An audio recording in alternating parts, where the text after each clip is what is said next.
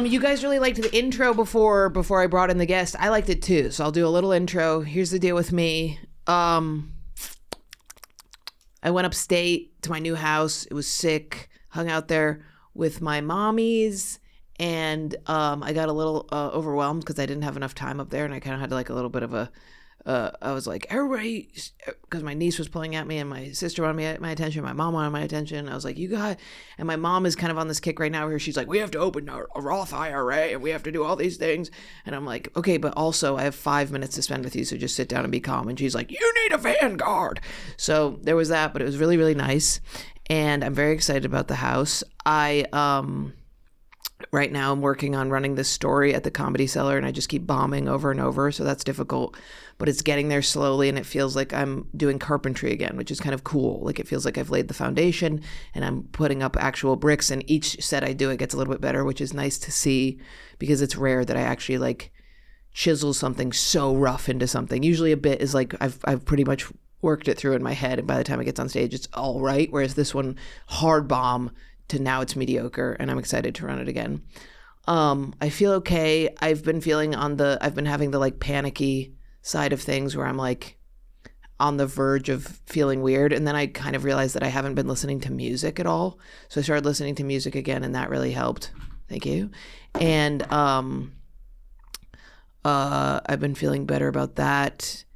And I've been like in a little bit of an insecurity loop, which I talked about last week, that I'm kind of pulling myself out of via talking to my friends. So long walks, long conversations on the phone with friends that are going through shit, and kind of being a support for them has helped me be more emotionally sound. So I'm feeling pretty good about that. That was like a big realization I had today, where I kind of felt like myself for the first time. And I realized it was because I was like, talking to my friends about their shit and not wrapped up in my own shit. So that's where I'm at. And today on the podcast, I'm very excited for you guys to meet. Her name is Alex. Do you pronounce it Kumin or Cumin? Cumin, like the spice. Cumin? Yeah. Cumin. Cumin. I've always said cumin. A lot of people. I'll say it right now. Okay, say it again. Cumin. There it is. I know Alex. She's at the Comedy Cellar. We went on a boxing retreat together. We did. And I've been wanting to get her on forever, and I'm really excited for you guys to meet her. And I'll say what happened was we were like peripheral friends. Yeah. And then suddenly on the boxing retreat, you unlocked the darkest humor I've ever heard. And I was like stunned and in shock and in love all at the same time. And I was like, she's like that? And you were like, oh yeah, I'm like that. And I was like, okay, let's do this. Let's go. It was so... What was it? I mean, it's out there. You said, so you were like, I had HPV Yeah. when I was, what age? 5. 5. Yeah. And I went like this. I was like, wait, that means you. And you were like, yeah, you didn't, pussy. You didn't have... You didn't get... raped. You didn't get raped at 5 years old, you bitch. loser. Who doesn't have HPV? And I was like, oh, this is a whole new world. I feel like I saw it in your eyes. You were like, whoa. Yeah. It's fucked up. I'm such a sick fucker. It's so fucked. It's hard because I know you to be like a boundary setter. Yeah. With yourself. Like you're very like your phone is always on do not disturb. Yeah. I've noticed. Oh yeah. And you're very like new. That's new. It's good. It's good. I like it. It's great. I Ari love Shafir it. does that too. It's such a good, like, otherwise it's just, it's just buzzing all day. And it's like, I'm trying to just like, cause I want to talk about the insecurity thing you were having. I could talk all fucking day about this, but I'm having like, I can't focus, and I'm like, the phone constantly buzzing is just like, it makes me feel like I just am attached to it, and then I'm on social media and I'm like, look at how much better everyone is. And like, I don't even like, I wish that I was doing at least a comparison thing. Oh, I'm just doing no, a blind dog video, cat video, little kids singing us. Like, it's fully retard. Murder someone to do that. I am just constantly just like, I had one yesterday. I'm in like a. What's your thing? You said you talked about it last week, but what's your like? What are you going? What's happening? Well, I think last week I was talking about I was going into PMS. So I was like, everybody's against me, everybody hates me. But the thing I'm having now is like, you know what it is? I'll just say what it is because this is what this podcast is about. You ever like, as you're going to say things, your brain is like, what are you saying? And you're like, don't interrupt me. And then you're like, now I'm being so conscious about everything. So then I'll be on stage and I'll be like, what are you about to say, bitch? And I'll be like, I don't know. And it's dissociative. Oh, like the double talk that happens on stage where you're so just like, awful. It's coming out of your mouth and you're like, this isn't it. Yeah. You don't have them. Yes. Yes, totally. Yeah. Where it's like you get in the pocket sometimes where you're like, me, them, we're all one. Let's fucking ride. Let's and then do you it. have ones where you're like, who the fuck are you being up here? And you're like, Yeah. what? I'm allowed to be. And it's like, you're fucking... That's Do you what I feel I on my podcast yesterday had a whole conversation about feeling like I've plateaued. Like I'm like, do you ever like I feel like I'm regressing, like I'm getting worse at comedy, which is that's insane. I mean, obviously that's not true, but like you're just like, why do I feel like I can't do Comedy's this right now? set up to make you feel that way though. Yeah. Because you enter the world and people go, oh my God, you have so much to say about your childhood and your ideas on thing and da-da-da-da-da. And then you're like, I'm so done talking about my like family and my upbringing and stuff. So then you're like, now I'll start talking about things that are going on. And then it's like, well, I'm not fucking JP McDade or comics who are like super topical and stuff.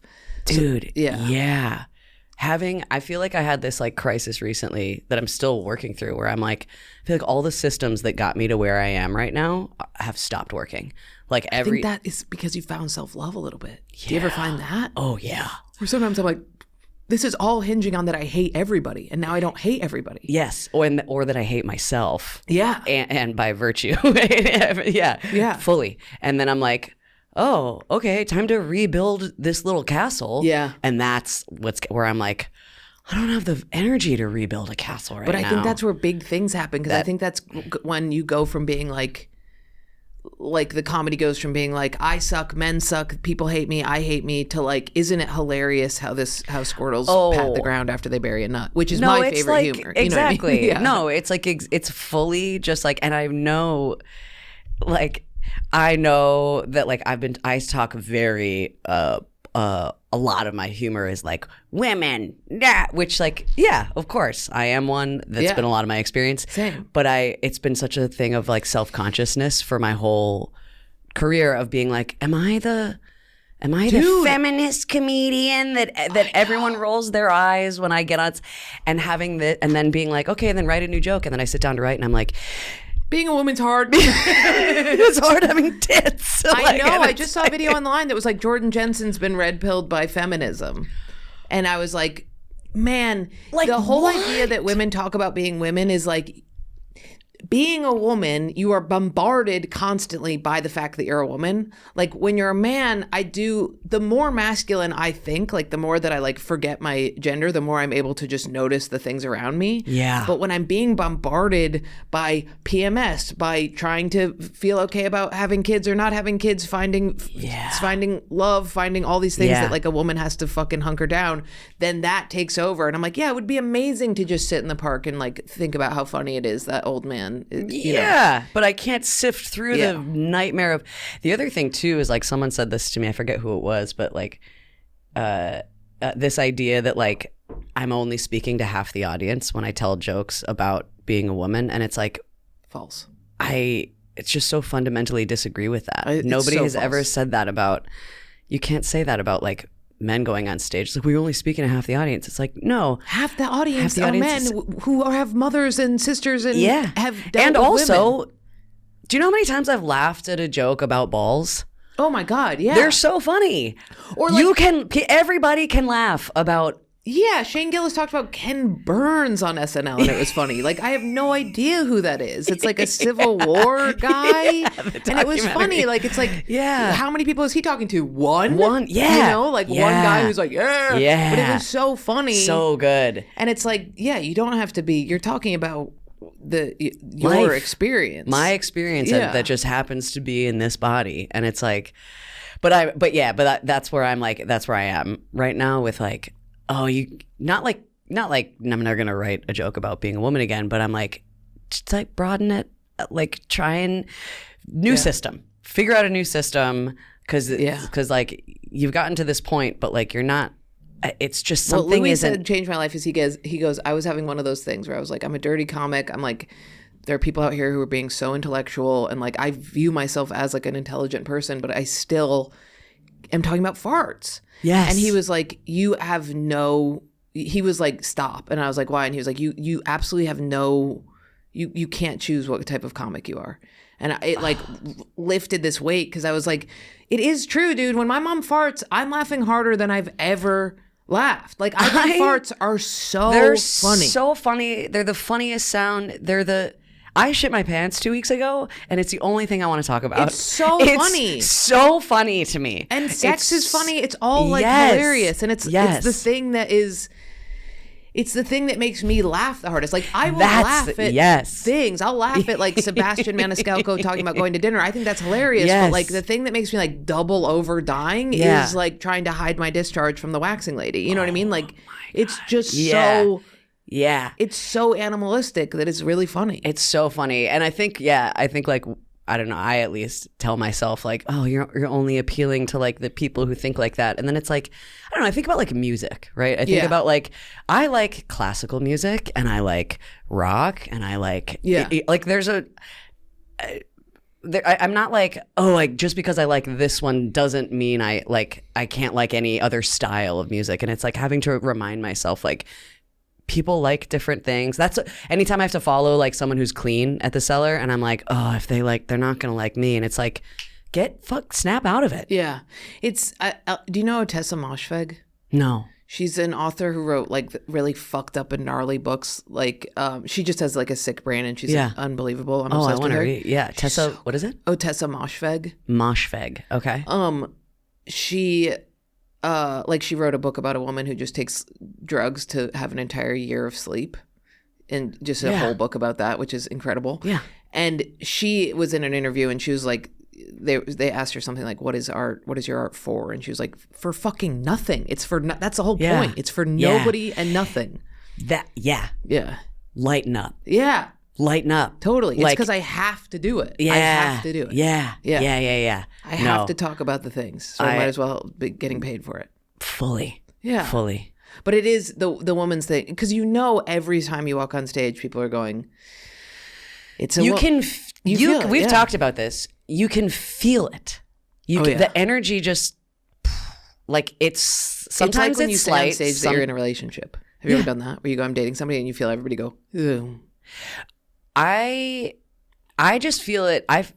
Because I haven't been in a relationship in a while, but I feel it just the most. Literally walking on stage, and because your name's Alex, you have the same thing as I do. Yeah, where they go, oh, a boy, or this next comedian, you're gonna love her, and just everyone goes, and you're just like, fuck, can I not?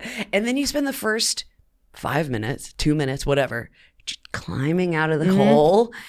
And having to be like, I'm trying to get to the point of like, just because my whole thing up until now has been like, punchy right away, get him immediately, first 20 seconds, get that laugh out, which is, for a 15-minute set, you want that. But like, I'm also like, can you just trust that I can handle this?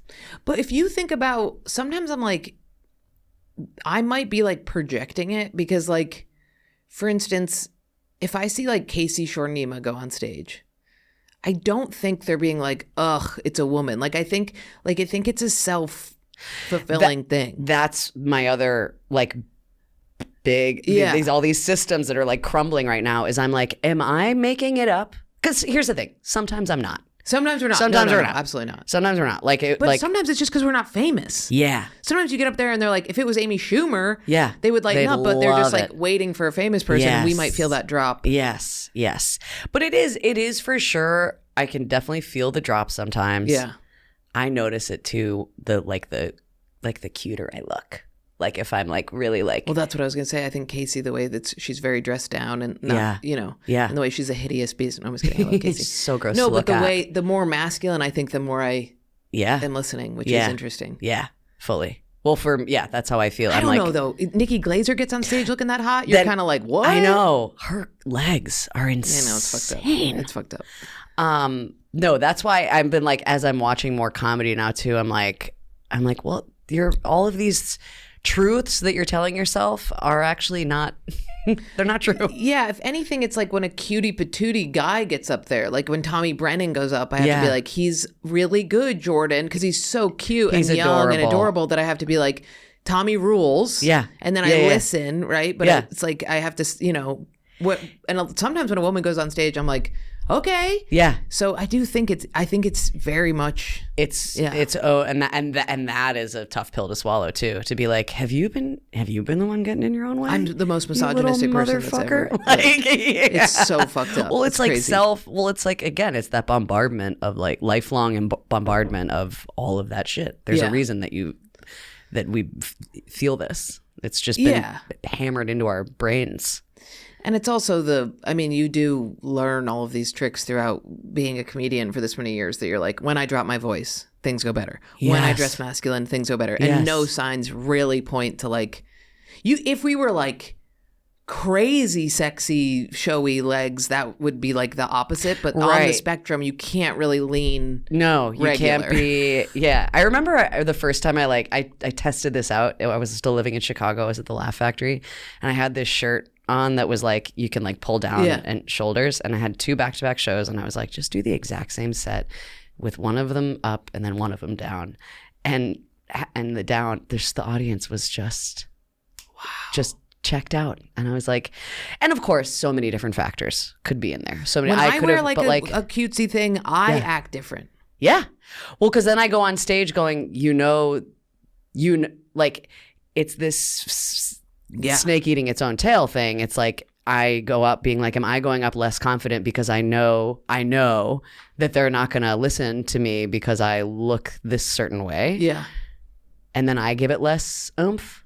So now I'm like, okay, I've figured out like what my go-to outfits are for like. Same. For me, it's just like, if I go too crazy in the cool dude direction, sometimes then if I don't do well, I'm like, it's because you were like I can't wear that expensive things. Like I need to almost be like as dressed down as possible just because I have to be like, I want you to know 0 and start at 0. I don't want you to start at any barometer. Let me ask you this. When you're on the road doing your own shows, does that change? Because the audience, like at the Cellar, the audience isn't necessarily there for you. They're there for the showcase. On my own shows, I can do. On my own shows, it becomes more about how do I do an hour without sweating. It becomes way more just like, how am I going to get through this? How do I not without, pit through this? And these are the things that are going to get clipped up. So how do I avoid hating myself later? But but at the Cellar, it is like, it's also like the more. Like sometimes I've dressed too far down where I'll wear like paint clothes and then that doesn't really work because I find myself being like, I'm not even this anymore and I'm trying to trick you. Yeah. But I think that, anytime I've been feminine, it's gone bad. There's a couple times I've gone feminine, which has pushed me into almost like mushroom Jordan, where I'm on stage being like a weird little creature, which does work. Yeah. Which like takes me out of the like I'm hostile and more into the like don't look at me, which I do like. Yeah. But it is like I mean, it happens every night. I'll show up. I'll be like, okay, my hair will be like a one way, and I'll go up and I'll be like, oh my God, I had a half ponytail, which was so feminine. That's why I did bad. And I'll take it down, and it'll be normal again. Even though I like the way that it looks like a half. Of course. But as soon as it's down, I'm like, fuck you. But if it's up, I'm like, no. Yeah. And it changes everything. So it all depends on.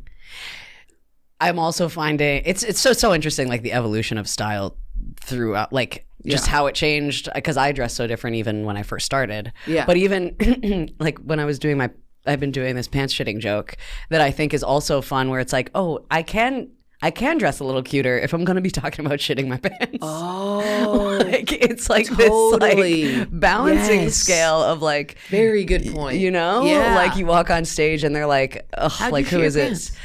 I was getting a colonoscopy, but this was before the prep, so I can't blame it on the colonoscopy. I just was like, when you like before the prep. It was before. Don't even say the colonoscopy thing. Who are you trying to fool? Myself. That's crazy. I kept being like, it's because of that. Were It's you not. doing like a cleanse or something? No, well, so pre-colonoscopy, you have to do 3 days of a low-fiber diet, which is like no raw fruits, vegetables, seeds, nuts, like anything with fiber in it. So that it was like day 1 of that. Okay. So I had Which like is, one day, meat? which is like you can have like white rice, white pasta, and like butter. So I had like a ton of like white pasta and butter, which I don't usually have. So I think that might have been it. But I was like, That sounds like a gluten intolerance. If pasta made you shit your pants, so much. you shouldn't shit your pants on a no fiber. I know. That's why I was like, You might be gluten intolerant. I won't hear that. Okay. I won't hear that. Okay. I couldn't possibly be. It was, when's the last time you shit your pants? I don't shit my pants. That's such a lie. I really I don't do it quarterly, but like skid mark every month. without fail. Yeah, that's skid a mark given. all the time. Thong. Anytime. Do you Anytime wear I thongs? wear no, absolutely not, because of the skid mark. Can't. Oh, I'm not yeah. going to sign up for a skid mark daily. I have I don't know so how much anybody shit in my wears thong. thongs. Oh, it's the only way. You don't like? Don't you have I just lines? posted a clip today about how how I was telling Ian that the next girl he dates needs to not wear thongs. What pants are you wearing right now? Just jeans. I don't mind if there's a. You don't mind the line? Oh, I hate the line. It's uncomfortable for me. Oh. It gets all like bunched. Do you have a big butt? No butt. Zero. I got a butt. Zero butt. Yeah. Yeah. If it was, I probably would wear a thong if I had a butt. Yeah. But how does it not get skid mark every time? You have to wipe so much. So hard till it bleeds. I would do that every time, but still, you don't know. I know. No, it's bad. You throw a lot of underwear away. I throw out a lot of underwear. Okay. That makes me feel better. Yeah, because I'm like, if I wear super tight pants and full coverage underwear, it's gonna get in. It's white. It's gonna get a skid mark. Yeah. It's where my white poop underwear. goes. That's where the White poop goes. underwear. I know. What are you doing? Not white, but any color but black. Yeah, which yeah, it's yeah. all black, but sometimes you don't know. Sometimes. And you get Does the your one- black underwear get? Does the discharge create like chlorine effect? Mine Does it doesn't. do that? My friend does. So that means you have So is it high acidic content. pH. Okay. Which means you never get yeast infections, right? Rarely. Yeah. Yeah. So you have a high acid. Okay. Yeah. All right. I'll Which take it. is so weird that it bleaches underwear. It bleaches underwear. It's bizarre. It's so Sometimes I get wild. that. See, this is what I'm talking about. It's like, how can we not talk about this? Yeah, their cum doesn't bleed. I mean, and they do talk about it. And they do talk about it. I mean, you have to talk about it. And it's also like, we are just a giant vagina. I mean, they are a penis, so all they talk about is like sex and women and all, their relationship to their dads. And it's like, I'm a giant vagina, which means I'm talking about discharge and disgusting body stuff. 'Cause Yes. That's what the vagina is. It's more gross than the dick. Yeah. It's more gross. Way more gross. Yeah. Way more gross. It should be. It creates a child. It's so wet. It's just wet all the time. All the time. It's just the It's just the opposite of what, it's just a constant environment that's just welcoming It's an disease ecosystem. and just yeah. It's horrifying. It's disgusting. I love didn't it. have it. Cut hers off. Okay, so how'd you shit your pants? Oh, so I was on my But I don't shit my pants. Have you ever? In like preschool. This was the first time it was like bad. Like it was like so bad. I like was on my way out to the gym. I had yoga pants on too, which is like was wild. And I like farted, and then I immediately that something went wrong. Yeah. Like I just was like the sound and the stream. sensation. Like it felt like it was like I don't know, it was like almost like a flat, like something that I was like, that was not air. Like that was like, there's weight. There was something in there. Yeah, Segura was like, I sharted. And I was like, did you shart? And he's like, yeah, I was like peeing and I farted and there was like, and I was like, was there air? And he's like, no, there wasn't air. And I was like, then you shit your pants. You didn't shart. This wasn't a shart. Yeah. This was like full on, like, yeah. And then I went and checked, and it was like, I was so blown away by like the quantity. Really? Yeah. Because I was like, what? I started talking to myself. I was Yeah. like, hey, what happened here? It's like, hey, bud, not mad. Just want to get to the bottom of this. Hey, what'd we eat? I was talking to myself and I was having such a bad day too. Yeah. And then I just I was laughing so hard while talking to myself. Yeah, because it was like the universe being like, hey, lighten up. Yeah, like totally. What, like, oh, you're here, shit your pants. Yeah. Go ahead. Yeah. You want to deal with some shit? Here's some shit. Here's some literal shit. Yeah. And it just it went yoga, they're tight. I was like, how did this move? It was like everywhere. It just was like everywhere. Yeah. And then I had to, and then you're just sitting. Did you go home immediately? I was home, thank God. I was about to leave. Oh, good. I was walking out of the door, and then just like, it took a while to like clean up. It was just everywhere. And then when it's like it gets on your hand. Yeah. Did you just get in the shower? I should have. Yeah. I didn't. Yeah. I kind of get why you didn't though. I was going to the gym. I was like, I'll do it later. But then the pants were like, there was like so much shit in the pants too that I was like, do I put this in the sink? Like the sink where I like brush my teeth? Yeah. Like, is this? So I ran it under the shower and then just like just did laundry later. Like, but it was. I think the move is trash immediately. It should have been trash immediately, but they were really good yoga pants. Really? Yeah. Like the expensive ones. Like Lululemon? Yeah. So I like ran it under the water a bunch, hot, scalding water. Okay. And then did like a hot wash. Do you have laundry in your building? Yeah. That's better. Yeah. Yeah. If I had to, I wouldn't bring that to another human. I wouldn't. Yeah. I think I would have gone straight trash, ordered them immediately. Yeah. I mean, so everyone in my life was upset with me that I didn't throw them away. Yeah, I think I would do trash. I think I would throw my whole body in the trash. I would be like, we're just going to go outside. We're going to start fresh. I would have gone in the shower, taken them off, plastic bag, put them in the plastic bag, tied it up, thrown that outside trash. Yeah. And then, I would have. No, what you said is what I should have done. I should have done that. Yeah. But you're going to be a great mother. Like, I'm worried if I have a kid and they poop, I'll be like, no. Do you want kids? I don't know. I don't know either. Really? Yeah. I froze my eggs in December. Oh, good. Was it awful? It sucked. I hated it. I just don't want to go through that. I watched Caitlin go through it and it was awful. It's just it's so crazy. Like the injections every night, I had like a full breakdown the first time I had to do it. And then you get used to it. But it's the hormonal fluctuations and then like the days before, I remember walking to the appointment and I was like, are these going to fall out of me? What? The egg. Like you're just so bloated because what it does is it rather than just growing one egg, do you know No. Yeah. It was fascinating to learn about the whole I'm very curious. System. So, you have your menstrual cycle and they time it. You have to start the injections and they're hormone injections that like essentially are like what your body would be doing naturally, but just puts kind of like accelerator on some and then brakes on the other, right? So it's every month you one egg goes, and if it's not, goes down the fallopian tube, and then if it's not inseminated, that's your period. This makes it so that it grows as many. I had 16 that they took out and 12 were viable. So it grows a bunch of them at once.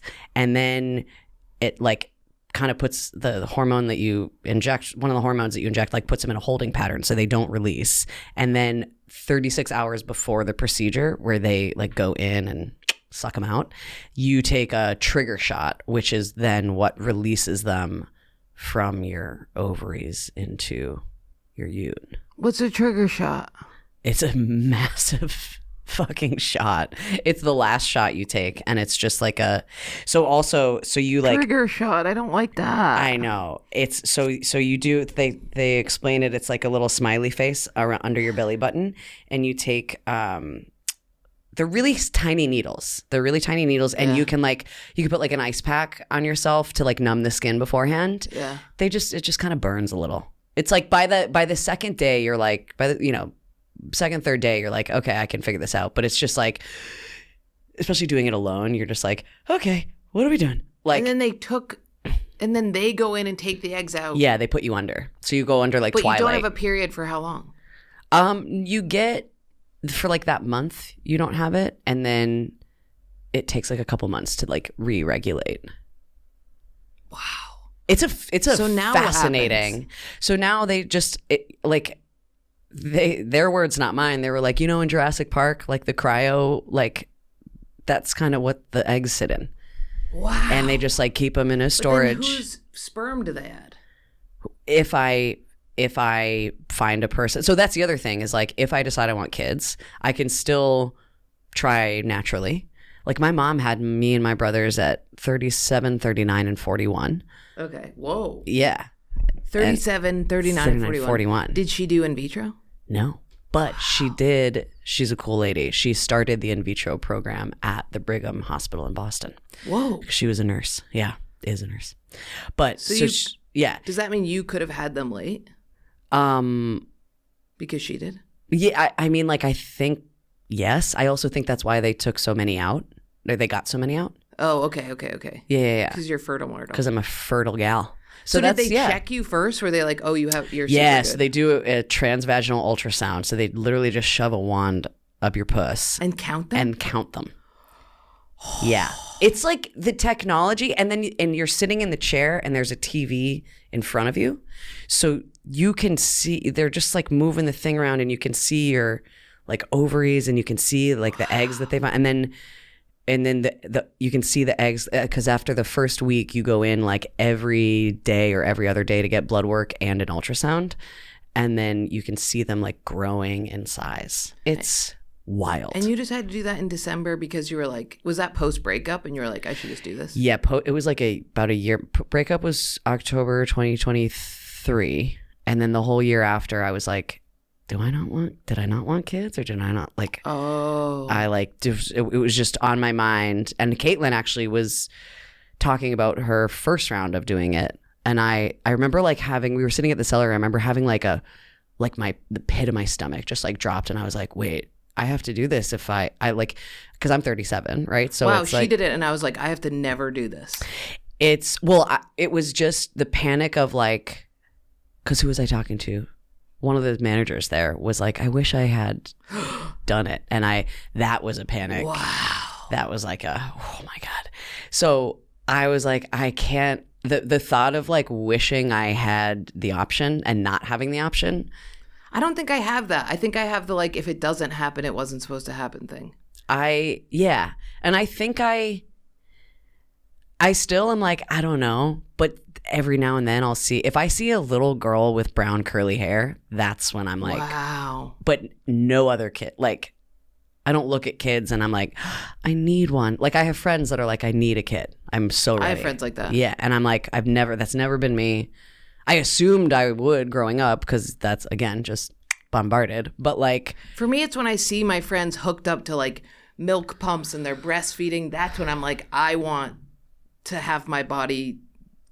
I want to give my body what it wants, which is to fucking feed a life, because it's torture. That makes you want to do it? Yeah, because our whole life is like your tits, you're getting bigger and smaller with the month, and then you get the period, and then you get the PMS, and it's like, then I see my friend sitting there with a baby, and she's like fucked up because she has had this kid, and her vagina's hanging out, and she's like, I ripped. Fully and she's blown. like, I'm the happiest I've ever been. And I'm like, shit, man, is that little fucker? Yeah. The like, my mom calls it a first calf heifer, which is like first calf where the cows, because she's working on a dairy farm, the female cows are freaking out all the time, and they rah, rah, rah, and then they have a kid and they're like, it's chill. Well, it blows everything else out of the water. My sister is now, I was just with her upstate, and I was like, my sister's like the most neurotic. She's been like the most neurotic, controlling person my whole life. And we were at the house, and I was like, Mom, blah, blah, blah. And I was like going like this, and her kid is like, running amok. And I was like, Jamie, when did you become the calm, chill one? And she was like, blah. And I was like, and my mom was like, it's first calf heifer. It's like you're freaking out, and then you have a kid, and you're like, oh, this is the thing that matters. None of this. Yeah. I'll get riled up for that, not this. And like if that thing is just all right, we're good. Yeah. Like if that thing is just like it does become like, you know, because even just talking about this, like my college friends, we have a group chat. There's 8 of us, right? And 6 of them have kids. And the chat has switched from like work and like dating to like a lot of kid stuff, which I love them all. Like I love their kids. It's great. But it's just a thing that I'm like, oh man, this is a different chat than it was 5 years ago.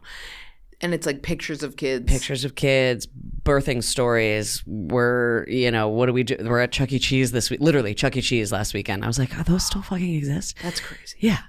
And it's like, yeah, because work matters, but it doesn't really matter. Like when it becomes like, I'm doing this so that I have money to raise this love of my life. Like that's what it is. It's that transition. I asked Michelle Wolf about it because she had a kid, and I feel, you know, and I've asked Rosebud, I've asked all the female comedians, because that's the other thing.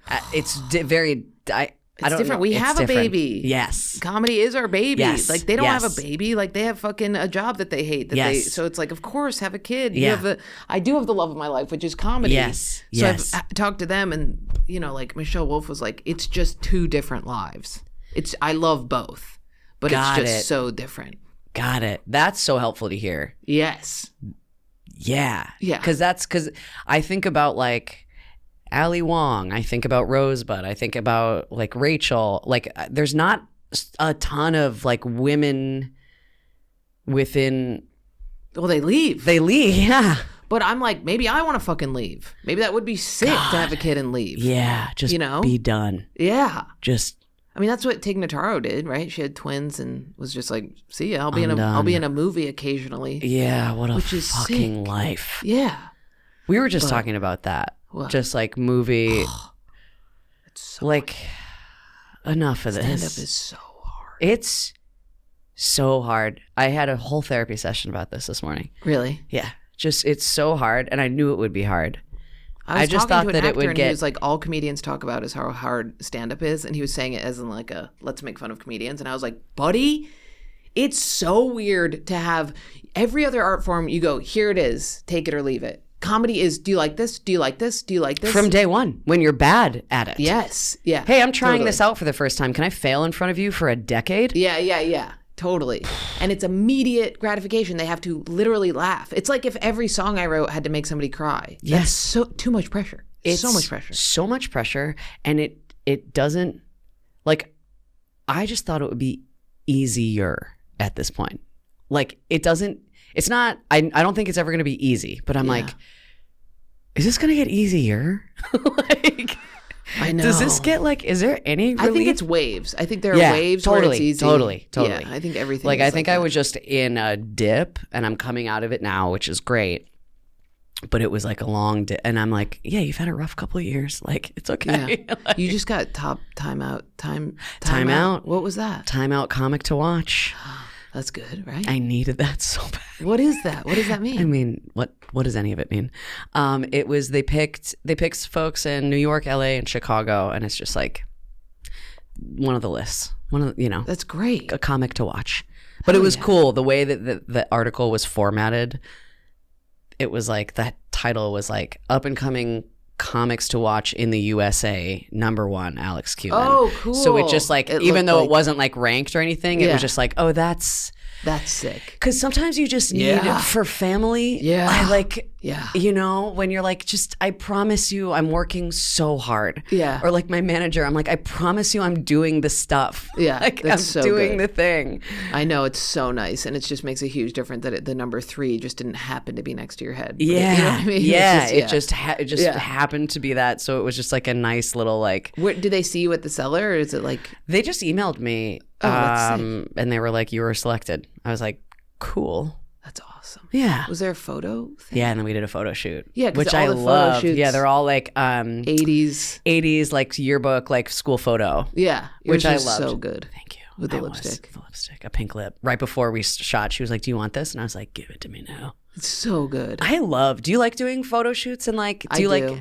I They're wish I did, so but fun. I No, they're don't so like doing fun. like body photo shoots, but if it's like that, I love that. Where you're just fucking no, around. we like fucked around for a while too. It was so great. Where was it? Just at some photo studio in Brooklyn. That's awesome. And you were all there together? No, it was just like boom, boom, boom, one after another. Who did it? Who shot it? Not Mindy. Not Mindy. Oh man, what's his name? He was phenomenal. It's like free headshots. It's great. Free headshots. Yeah. I just updated my website with it. Let's go. My seller headshot is just me in a Carhartt like sitting there. Yeah. Mine is from Chicago. Yeah. My hair is this short. Yeah. I'm like, that's not you anymore, I girl. know, but I'm too afraid to be like, can you fix this? Like, my website hasn't worked on there. And I'm like, it's the .com. It's yeah, totally. And I'm like, sorry, no, sorry. We'll never say it. It's crazy. Yeah, I don't know if it gets easier. I think everybody's shit sucks. It's, you know what it is? Everybody's life sucks. Yes. Until they find moments where it doesn't. Yes. And it feels like where I feel like I'm regressing, it's like that could also mean that you're leveling up and you're encountering bigger rooms, bigger situations, higher stakes things where you now have to readjust to being like at the bottom of the pole again, you know? Yeah, that's how I always feel is like my mom is really good at that. Anytime I'm like, I'm fucking low, she's like, well, that means you're hitting a new thing, which has always helped me so much. So anytime I'm like, you know, like recently I had this weird thing where I was like, I don't want to see anybody. I just want to be in my house. I just want to be playing puzzles. I want to be left alone. And I was like, what is this? And I was like, I have to think about this as like, you know, it's regenerative. It's not degenerative. Winter. Like, that's what I love winter is shed some skin, hibernate, like follow the seasons, like just go, like just chill and rejuvenate and then pop. I know. And then in the winter, I'm like, well, what happens when the sun comes out? I'll have to be this day. And then the sun comes out and I'm like, hello. Yeah. No, it's crack. Yeah. It's absolute crack. It's crazy. But it is that. I remember I lived in Spain for a couple of years and my first year was there like studying abroad. And I remember the second semester feeling like I was getting worse at Spanish. I was like, how am I not able to communicate? Oh, like, why can't I, like, why are these like people who just got here a month ago, like having an easier time or more fun or like, and one of the professors was like, you're not getting worse. You're not asking ¿Dónde está la biblioteca anymore. Yeah. You're trying to like talk about philosophy in Spanish now. So like, it's hard. That's a really good analogy. That was like, that's been like the thing I'm like hanging on to is like, you're not falling, you're not sliding back. You're just like, you're growing. I'm unwilling to say the word hinge on stage anymore. Yes. You know? Like, yes. I'm not going to say, sorry if this is a TED Talk or I went on a hinge date or I did drugs last night. I'm not willing to do that, which means now I've like, have to open up this new channel. Dude, exactly. Yeah. Which is cool, but it also is like, why do I feel like I'm all of a sudden a baby? It's like, hard. It just sucks. It's totally like a new language. I think about there's like some crustacean like sea creature has to when it outgrows its shell, it has to like leave it to find a new one, but to leave the small shell leaves it vulnerable to like attack. Oh, so what are those called? I don't even know what they're called. It's kind of like any shelled, not like a hermit crab. Hermit crab. Yeah. Hermit crab, yeah. It like has to be vulnerable to grow. It can't get into a bigger shell to grow into a bigger shell without having a period of vulnerability. Yeah. Where it's sensitive to like attack or death. It has to leave its That's what it is. It's like, you feel like you're like dying. You're like, is this death? It's like, so weird.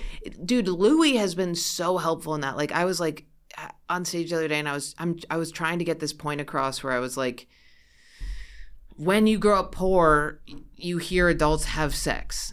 Like that's what happens. And like it just is a thing. Yeah. And I was like, you hear adults have sex, which then fucks you up and creates a dynamic where you view your parents sexually. And I just was like, Louis, do not watch this. I'm working some weird shit out. And then he watched it and he was like, dude, just keep doing that because that matters. And I was like that. Yes. I just have to. Is that the story that you were talking about? You're like, no, that story is about just the entire thing that happened at my dad's funeral. That's just like so. It sounds like a fever dream right now. So it's me trying to like make it work. Yeah. Yeah. How do you do? Is it a dark thing? Or just like so it's just fucking wacky. dark, dude. I think it's even darker than the wanting to fuck my dad shit. It's like, so how do you work through that? Because I'm trying to do that with my cancer and rape stuff. I ask for help. Yeah. Okay. That was literally what my therapist said today. She was like, wow. who can you ask for help?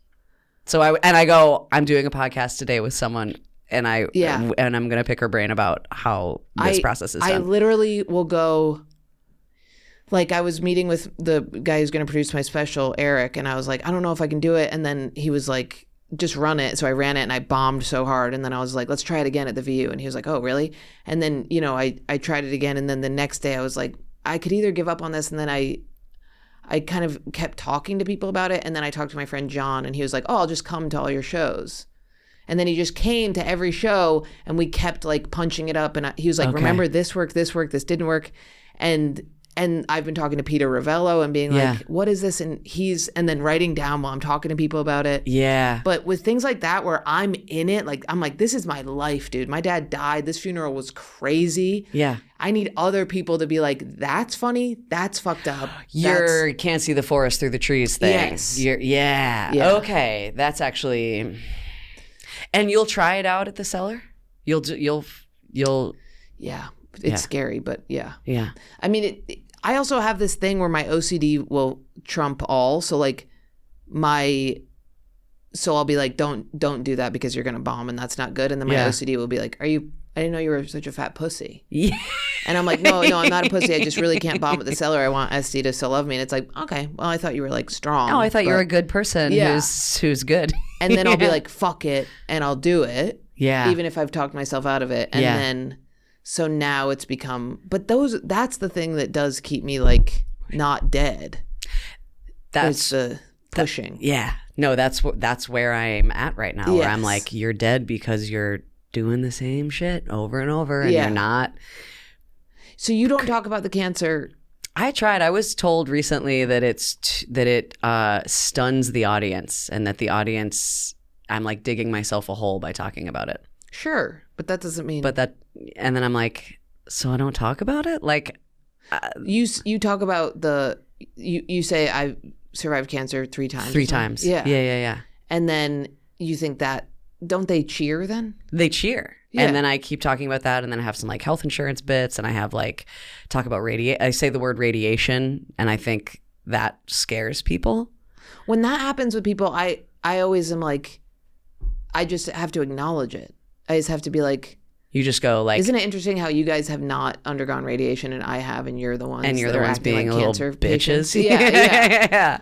That's actually a great. Yeah. Like I always say, my tick on stage is I'll say something and it'll shock them and they'll get weird and I'll go, my life, not yours, and my life, not yours. Yeah. Because I see them getting weird and I'm like, you didn't have to live it, fuckers. You know what I mean? Yeah. Well, there's one line that I do. It's doctors told me I had thyroid cancer. It's the best cancer. They kept saying it was the best cancer, but like I thought the best cancer was when someone else had it. And people will like, so funny. People will like shut down and be like, no. And it's like, I had it 3 times. If you remember, like that, like, and I think I'm still, this is part of the growth of like being like, it's okay to bomb. Yeah. It's okay to like shock an audience. I think I still have this fear of like, but I want to do good. Like I have this fear of like, I want to do good. What I don't want to fail. I don't want to bomb, and I don't want to like offend people. Or like scare them. And that's so prohibitive for creativity. The scaring them thing is where I get hung up too, where I get off stage and I go, did I just like punish an audience for like, did I just like impose my bad time on them? Yeah. But my bad time is like dark trauma, childhood shit, like weird hick shit. Yeah. And yours is cancer. And those are opposites. Like you could probably see how mine is funny, and I'm like, cancer would be a great thing to impose. You know what I mean? But you're like, it's too hard on them. But it's like, cancer is one of those things where it's like, you have it, you talk about it. It's crazy that they would get weird. Like I'm talking about fucking my stepbrother and thinking I'm scaring them. You know, like that's with the cancer. Also, if you say when somebody else has it and they get weird, the double down thing that you have, like the capacity to be like at the boxing retreat when you were like, what? Yeah, when you were like, you weren't attacked when you were 5. Yeah. If you double down and you're like, not you guys, but somebody else, like if you double down on the like, double down on the like severe, like that severe line, whatever it is. Yeah. That's such a good call. The doubling down is that's everything.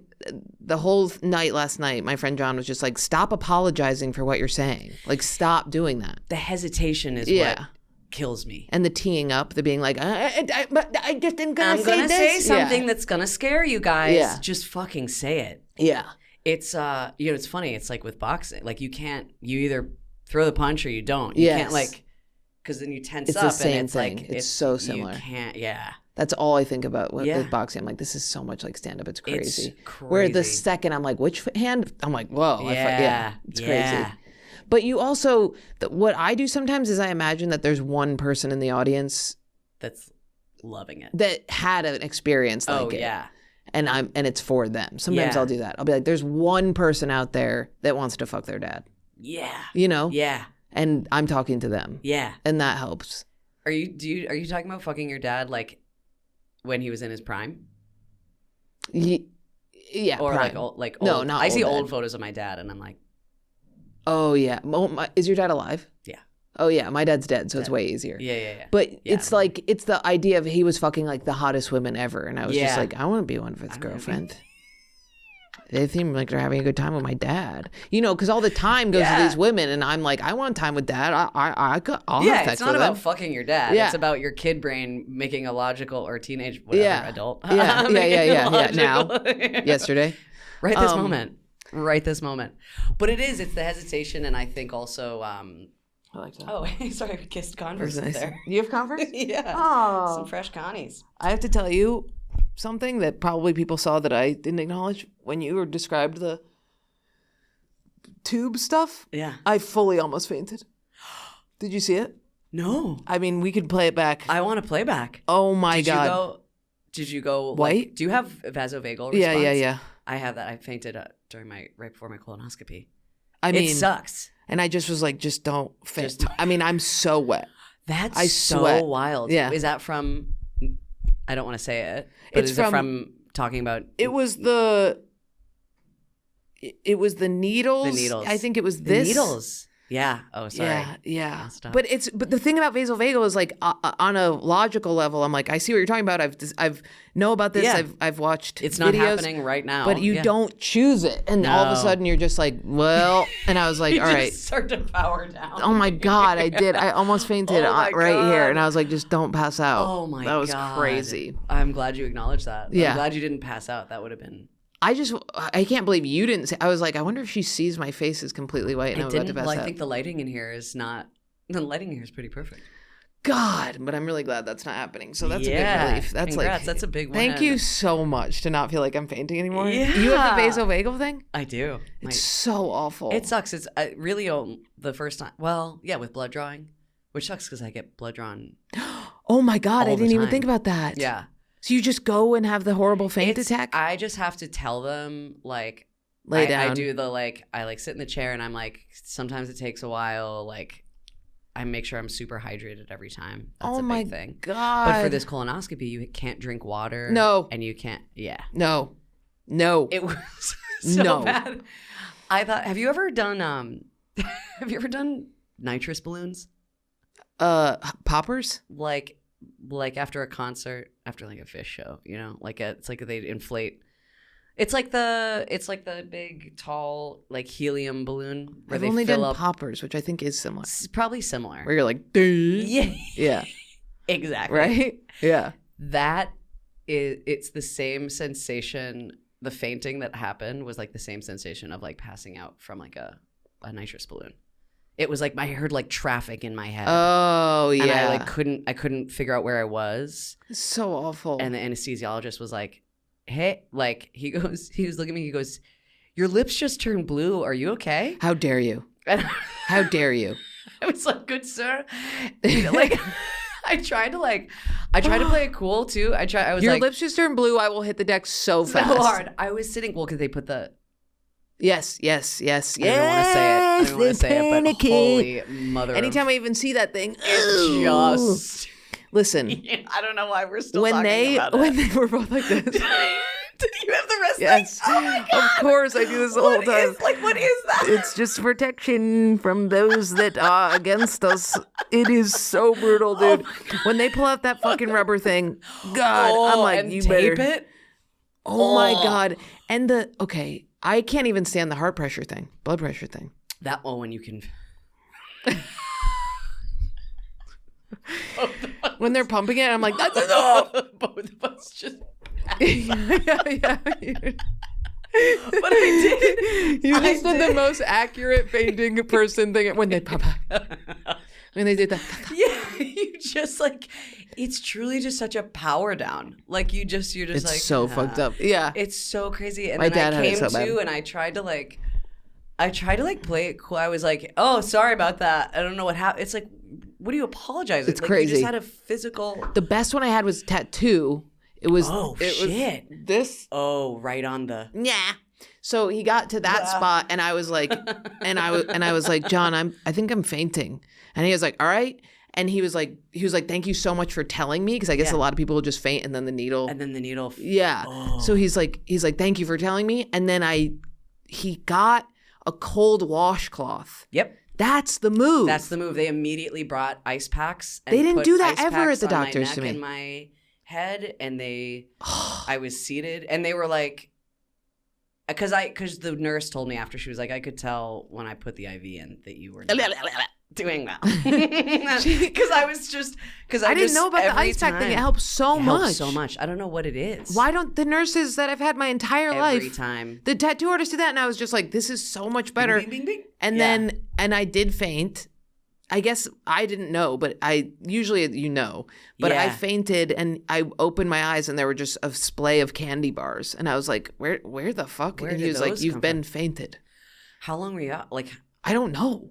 Yeah, I have no idea. The anesthesiologist was like, "Do you remember anything that just happened?" And I was like, "I was talking to you, and then I wasn't." Yeah, like straight. It's such a weird like. I'm so interested in like the science behind like what I know happens. it's such a range of people. It's like not ever. Sagalo has it really bad. My dad had it. I dated a guy who had it. It's like random.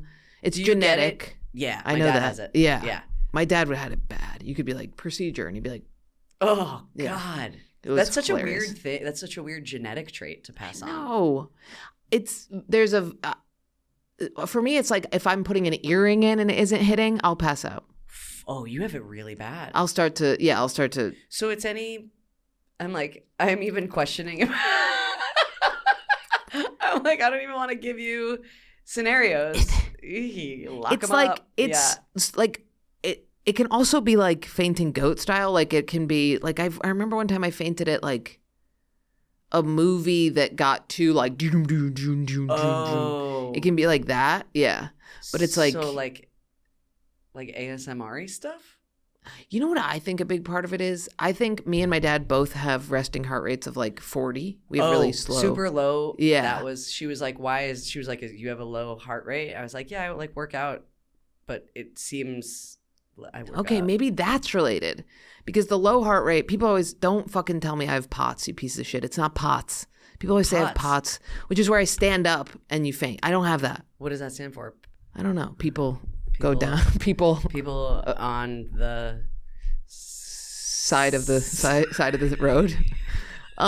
People on the sand, and it's people on the sad side of things. It's people on the slope. People on the slope. Yeah. But POTS is like supposed to be. People are always like, you have POTS because you have a low heart rate. But I don't stand up and have. What I think my theory is, you have a low heart rate. You caffeinate all day in order to deal with the low heart rate because you're sleepy all the time, all day. And Water. then they go, I'm gonna put this thing in your. And where other people get lightheaded, we're caffeinated with this heart thing, and we're just like, It's fully. Or are you good with water? No. That's it. Get good. Get good. Get good. I know I should have brought my water bottle. You gotta bring a water bottle. You have one of the koala ones, right? I have so many of them. I love that.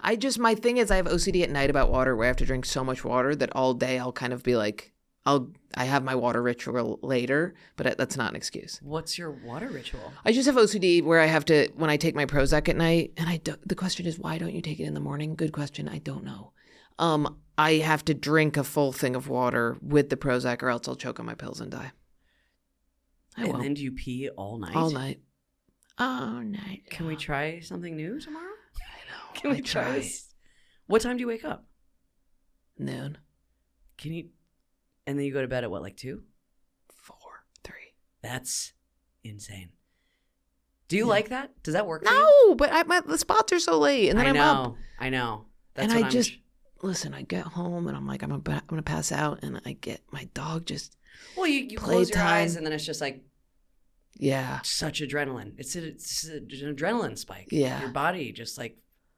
And I'm holding on a little bit to the night before. Like I'm a little bit like, God, this day passed so fast because I woke up so late. I have like limited time. And I just really value the like in bed, watching TV, throwing the ball for my dog, playing with her. I really like that time. That's a good time for you. Okay. And so if it gets early, if I get home early, then I'll. Does taking Prozac that late, like, does that contribute to?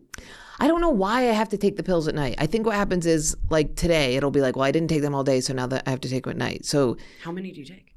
3 pills, so 30 milligrams. Okay. Yeah. Anti-D? For me, it's OCD. Oh, okay. It's ironically, OCD. OCD. What is it? What do you notice? How long have you been on it? Years. I mean, I've tried everything, but Prozac is the one that. It just helps, like, all of the OCD is still there. You're just able to be, like... Function on top of it. Well, you're able to be like, that's OCD, that's not. How does it manifest for you? Well, when I was younger, it manifested as like, I thought other people would contaminate me. Like, I thought other people would make me act like them. And if I didn't want to act like them, I couldn't touch anything around them or anything they had touched. This is why you throw the shit yoga pants away. Your own way. Can't be poop girl. Can't be poop girl. I will happily be poop girl. Yeah. And then now it manifests as like lots of like if you don't watch the person who goes up after you, you're going to have a bad day. If you don't get the person you're dating to say this, they hate you. If you don't have sex once a week with your partner, they're not attracted to you. It's like manifest. Yeah. So I have to constantly be like, that's OCD. That's not. That's OCD. That's not. But it's a lot That's exhausting. It is exhausting. But the Prozac really helps. Okay. And sometimes there's a lot of like people with OCD will resonate with this. There's a lot of like, fuck you. Like there's a lot of that. Like I'll be at my door and I'll be like, check, check, check, check. Stop it. And then there's a lot of yelling at yourself to stop. Yeah. Because you can see it, but it's just like. You see it and then I get halfway down the stairs and I'm like, but what if the door does open and Coyote gets out and then something happens? And you're like, did it? And then you're like, I'll just run upstairs. How far is the Uber? 1 minute away? That gives me enough time to run up. Check, check, check, check, check. And then I'm late for everything. Yeah. I don't think I'm not going to say I have OCD, but I know that I will leave my apartment. The oven. Yeah. The oven, the curling iron. Can I just say something? Fuck ovens, dude. Every other thing turns off.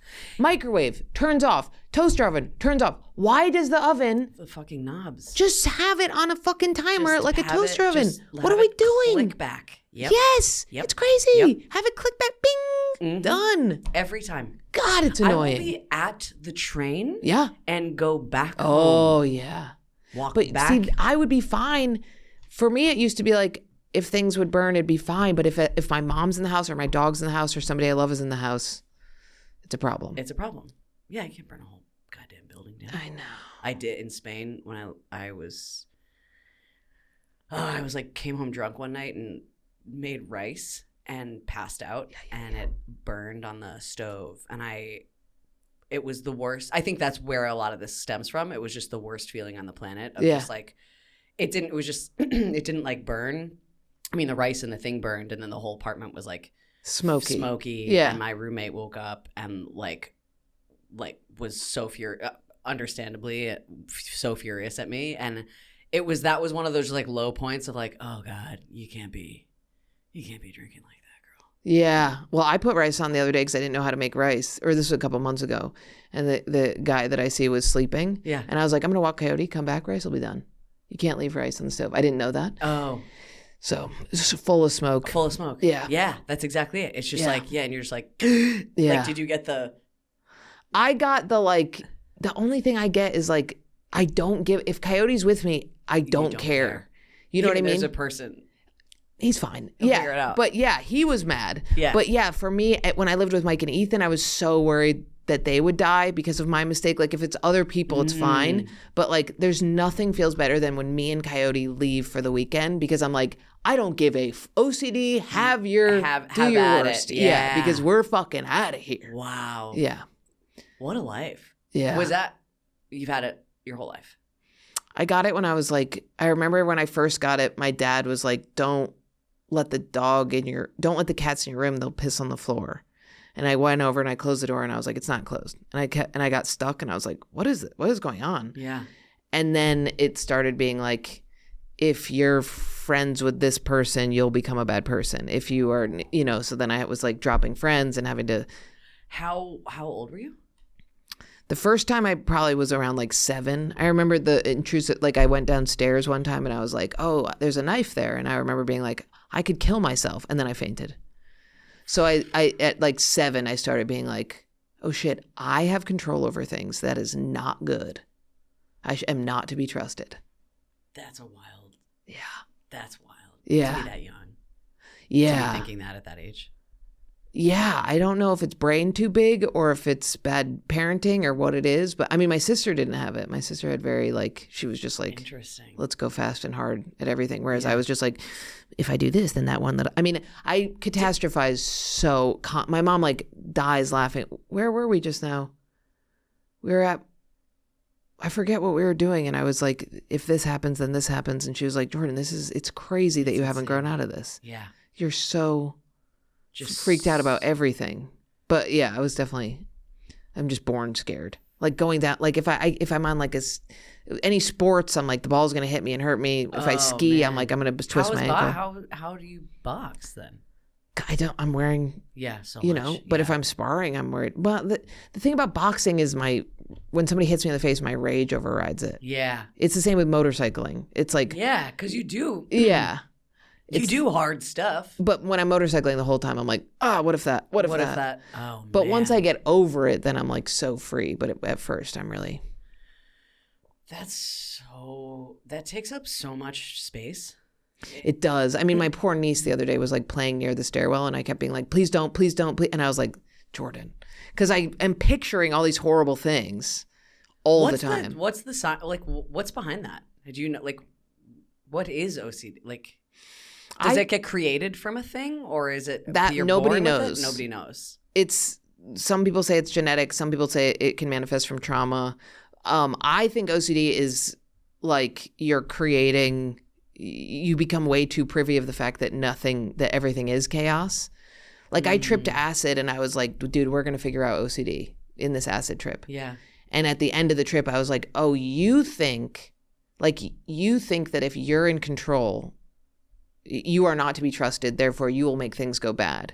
You'll act like bad people, you'll hurt people, you'll hurt yourself, you'll be dangerous, you'll be a monster. And in reality, your genetics, everything around you that's going on is really predicting everything, and you're kind of completely let go of the reins. That's why I'm really into no free will stuff, because I'm like, I think I'm making these decisions, but it's so much just being bumpered around. Yeah. And that helped me with my OCD so much that I was like, this is really out of your hands. You have no choice. That wasn't your first acid. Was that your first acid trip? That was my biggest. No, I had done it a bunch of times and had a great time. And then that time I was like, it was like the internal dive. It was, I was like, everybody get away from me. I need 8 hours. Hold on. Yeah. Where did you do it? I was at my mom's house. Okay. Luckily, one time she was like approaching the room and I was like, if she comes in here. And at the last second, my best friend was like, guys, do not fucking go in there. And I was like, oh. You know what I mean? When you're like Schrodinger's cat, I was like, I'm pretty sure I have no matter to my body right now. If she walks in, she's going to see a pile of oil. It's truly the worst having to interact with anyone. Yeah. I don't understand how people, like, I have to have such a isolated, like. Yeah. Do you do it? Do you trip? Mushrooms. But hard trip or soft or micro? Like hard. Wow. Yeah. How often? Quarterly. Like I like to do it like. And you'll do woods alone. Woods alone or home alone, and then occasionally with like a one trusted friend. Have you had bad time? I haven't. Wow. Knock on wood. Because I go incrementally. Like I'll do, like I never start. I also am super aware of like if I'm not in the headspace to do it. Like I'll plan a day, and then like this happened recently where I was like, all right, do it on this day, and I just was in such a bad headspace. And I was like, this isn't the day for this. Yeah. So I'm just very aware, and then like the week leading up to it, I'll just like think about like what do I want to. Wow. Well, mushrooms are, in my opinion, I think mushrooms are more forgiving than acid. Yeah. Mushrooms are friend to me. I've done just like party acid, concert acid. I haven't done like a full acid trip. Yeah. But mushrooms, yeah. And I just love it. I think everyone should. I love mushrooms. I love microdosing. Yeah. The acid, I think people react differently, but for me, microdosing acid might be good, but acid was just like, instead of it was like everything that the reality that I had been like pushing away and compartmentalizing, it just folded into the foreground in a way that I was like, oh, I didn't even realize the colors of this were still this vivid. You know what I mean? Like, and then it's just right there, and I'm like, ah, shit. I really thought it does. It just puts everything. Yeah. Just go, you didn't want to think about this? Yeah. How about I put it right Does in front of your mushrooms do that nose? for you? Mushrooms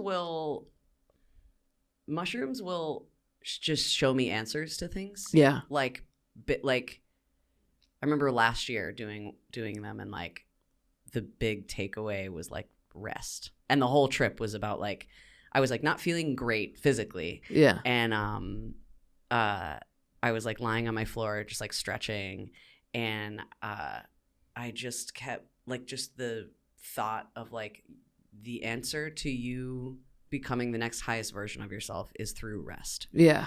And then I kept wanting to get up to like write that down, and the like higher voice like kind of like shoving me back to the ground to be like, right now. Yeah. Right now. And what I mean by rest is not take away some big meaning. Stop like trying to alchemize everything that comes into your little brain. Yeah. Just, and I remember feeling the muscles behind my eyes relax for like the first time in a long time. I hadn't been sleeping well, and just melting into the floor.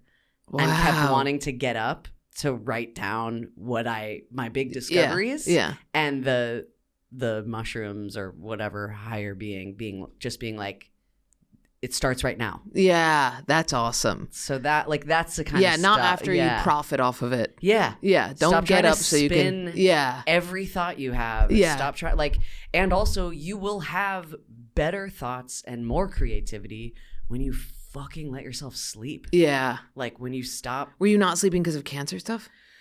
I think sleep and rest. I just have been like I need to fill every hour of the day with like a thing to do. I have to be productive, which totally cancels itself out because there's no, and then I don't, and then my brain isn't primed to like be present and pay attention to shit and like be creative. Yeah. And I am a morning person, so having like the late cellar spots, like I'll still want to wake up early. So I just like, I haven't been, literally this whole year has been me being like, stop, like change the entire, this is another system that's crumbling. Yeah. Your system for scheduling is not working. Like, stop scheduling so much shit all day. Even so like, what do you do? Do you say like, are you going to be like, I can only work before 11? No, it's like, that's going to stay. Like the stand-up stuff will stay, but like even like social stuff, I'll be like, I used to be like, all right, I'm going to see a friend every day. You know, I would book like 5. I know. I do that so much. And that is like, and I wouldn't count that as like, I'm like, well, this is fun. This is recharging. And it's like, yeah, it's recharging in a way, but it's also pulls from you in a certain way. Totally. So like, I'm just better about looking at my schedule and being like one thing a day. Like do one thing a day. Totally. You know? Like even like this week, you know, us talking yesterday, like yesterday and today were like pretty open. So I was like, all right, I can do like podcasts today. But like I'm just trying not to fill every second. And then also trying not to like, you know, with comedy or any creative pursuit, you can always be doing something. You can always be writing. You can always be shooting an email out. And it's like, concentrate your focus. Go to a coffee shop for 2 hours. Sometimes I think that's why I schedule so many play dates, is I'm like, if I'm doing play dates, that's enrichment. Yeah. And I don't have to focus on any work or stuff. Yeah. It's crazy. It's so, and that as opposed to like sit in your apartment for 8 hours and work all day. And it's like, what'd you get done? Yeah, totally. Go somewhere for 2 hours and then go home and fucking read a book. Like, it's so crazy when you, like, I'm getting to a place where I'm like, I was just talking to my friend about this where I was like, it's getting to a place where now in order to be okay, I have to actually sacrifice things that I want, which is... I talked to Sid about this. That's I'm crazy. Like, there's nothing I want to cut out. Yes. There's no, I look at my schedule and I'm like, I don't want... I was seeing Sid every day. I'd be like, Sid, once a week. Yeah. This is crazy. You were seeing her every day. I was like, how are you doing just that? running from demon? Because I was addicted. I was so addicted to going. I know it is. It is so fun. And it was like... And I had to cut that out. And now I'm like last night, it was like, Ian was like, you have to do B&E. And I had a spot. I was like, you have 3 more spots after that spot. I was like, I need to do, and I was like, all right, you can't do one of the spots. Like enough of saying yes, you have to stop. If you agree to these things, you have to not do one thing that you don't want to do sometimes and postpone things. It's like, and the scarcity mindset of if I say no, it's all gonna dry up. Yeah. And then you look back, I look back at when I first got into the cellar and I'm like, that mentality I still have after this long. I'm still like, I need to put in every day of the week and blah, blah, blah. It's like, how long until you're like, you know what? I took Sunday off recently and I was like, this is unbelievable. I've been taking Sunday off. Especially after a week at really Friday, is the Saturday. Lord's Day. It is truly the Lord's Day. Why is it so good? It's because everyone's chill. Yeah. Everyone's on Sunday. Yeah. Nobody. When you take Monday off, you feel like you're like skittering around in a world that isn't yours. Yeah. Sunday, you're like, we're all watching White Lotus. Yeah. You know? It's crazy. Are we way over time? 4:40. What does that mean? What time we get here? 3. Oh my God. Okay, wait. Holy shit. What the fuck? That's crazy. That's great. Well, we started probably at like 3:15, but still, that's okay. Right? 3 or 4? Wait, we started 3. at 3. That's oh my God, nutty. Okay, well, wow. Vortex. Wrap it up. Wow. Okay, 2 things. If you want to know your cancer stuff, you talking about it on your podcast, which is called Into the Mud podcast, which is similar to RIP. Yeah, it's similar, super similar. Yeah. It's a very like it's not like a comedy podcast. Yeah. It's like me and Drew. You should come to it. Me and Drew, my co-host, interview people about areas of their life where they're feeling like stuck or muddy. Yeah. So it can be anything. It could be like I'm creatively stuck. It could be I'm grieving the death of a parent. It can be I don't know how to I don't know how to cut friends out of my life in my 30s. Like it's just anything that you're like just struggling with in the moment. And I wanted to talk to you about the whole being assaulted when you were 5 thing, but I guess I'll have to come back for that. Wow. That's so we'll have crazy. To do another episode on child rape. Yeah, so nuts. Isn't that? But long story short, you don't know who it is. Don't know who it is. Got HPV. Yeah, it wasn't a family member. Not a family member.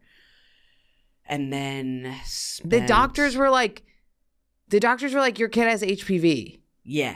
The doctors were like, your kid has genital warts and HPV. Oh. And my parents were like, what? And then they did, and like my hymen was torn, and then I had to get them like frozen off, like nitrous or whatever the thing is.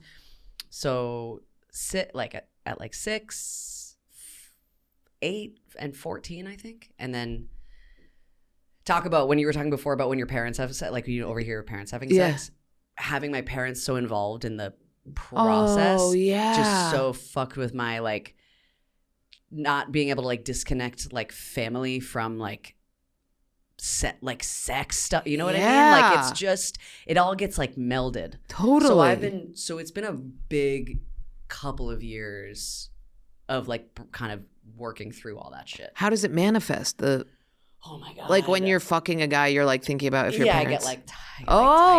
I like my whole body will interesting up, which not anymore. Good. And you had sex last night. I had sex last night. Well, with who? a friend who I have a long history with. We like made out many years ago, and then Comic. no, Okay. no comic. I think I'm done. There. Congrats. You know, Really happy for you. Try it out. Just in the mud. Water's pretty warm. But it does it like it feels so good now. And I think now, because I'm coming out of this like feeling so tight with sex for my whole life. Tight with it, but also like loosey-goosey, promiscuous in college, because I was like, let's just get fucked up. Let's get fucked up. Where I don't have to feel tight. I don't have to feel bugged it. out. Yeah, totally. But never really enjoying it. And then now I'm at the point where I'm like, ooh, I really do enjoy this. And now I'm like, let's go. Oh, yeah, Like, yeah. Like, I need that resurgence. Yeah. Wow. Yeah. So then this is a friend. Long term, friend. And then we reconnected. He was seeing someone recently. And then I saw him over the weekend and he was like, oh, we broke up. And I was like, huh. Is he a babe? He's the biggest babe I've ever seen. And would you date him? I think we're both like in this like very casual, like it was actually so insane.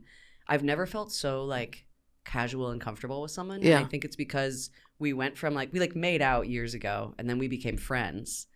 And we're just like, we know each other just as like in a friend capacity. Yeah. And it was the most comfortable, like low stakes hookup I've ever had. It was like amazing. And so I'm like, whatever this is what it is. Wow, that's nice. Yeah. What's your situation? Are you at liberty to say? I've been in an on and off again relationship for 3 years. Oh, it's okay. We're on right now. Okay. Therapy. Got it. Doing it. Okay. Working. Okay. Hard. Lee. But going good. Great. I'm fucking crazy. I'm a lunatic. He's a lunatic. But it's going good. It's Great. been It's the same guy, yeah. Yeah.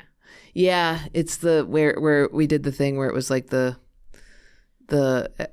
we can't stay apart, so let's try and make it work. Work together, okay. yeah. Okay. Which is going I dig that. Yeah. And it's like Tried 9 times to stay apart. Tried so many times to stay apart.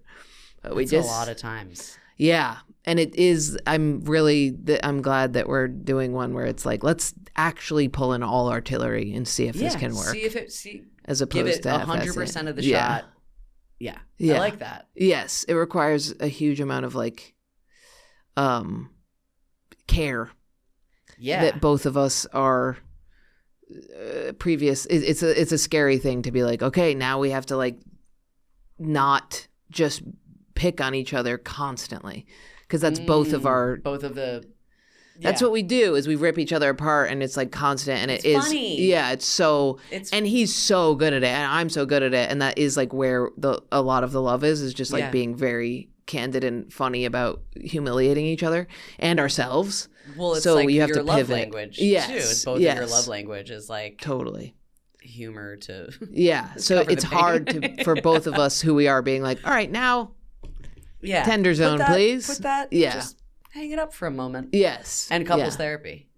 Couples therapy or individual? We went once and it was so sick. It was so awesome. Coyote came, which helps so much. She came by accident because I just had her. What does couples therapy look like on the first day? Dude, it was so awesome.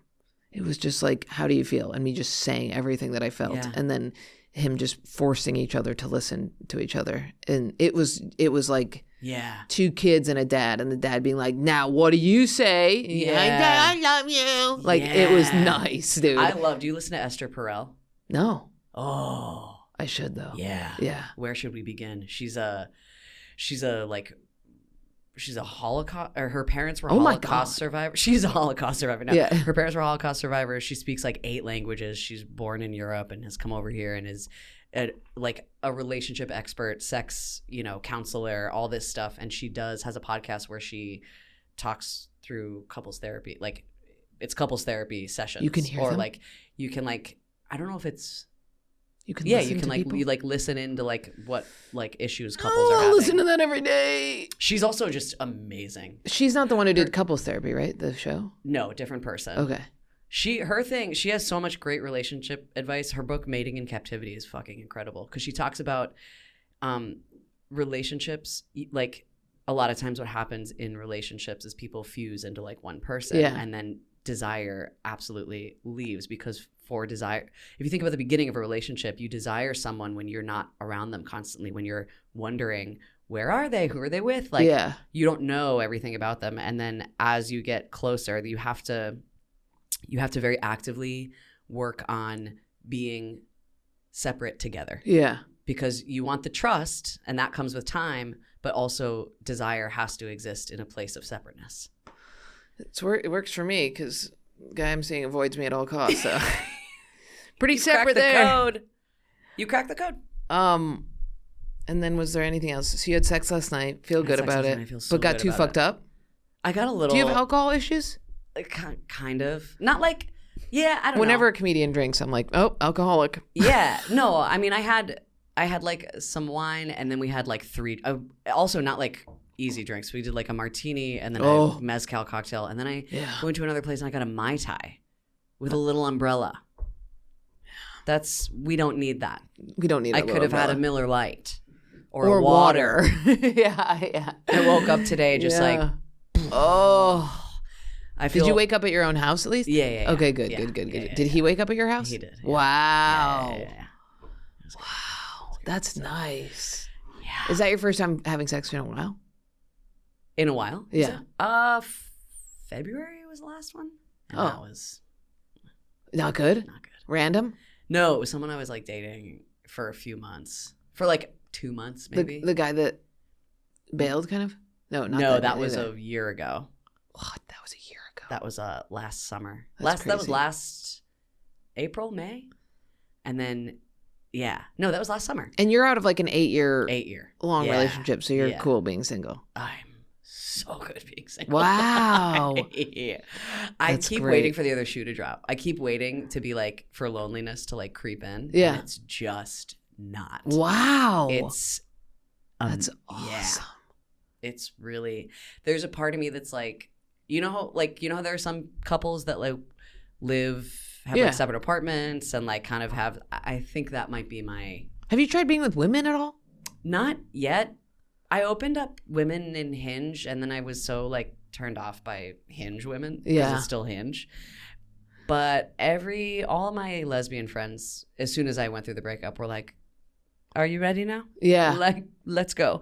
But you've hooked up with women? No. Oh, you have? I don't like it. You can't do squishy.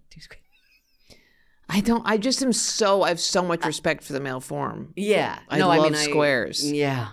Squares. I love a hard. Yeah. I don't care about tits and butt.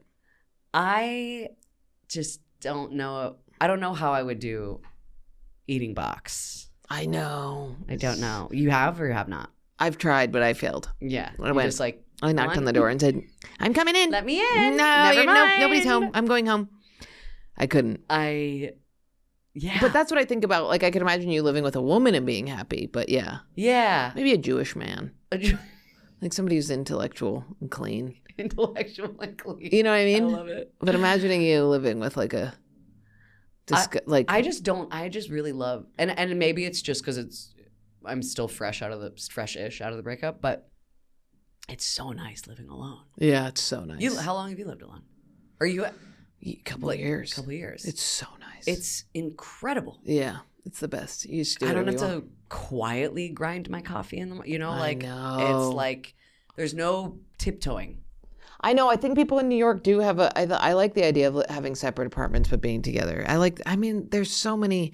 I do think that once you get into a couple, you move into an apartment that's bigger, you have separate spaces. Maybe that's helpful. And in New York, that seems very out of reach. But like, it is.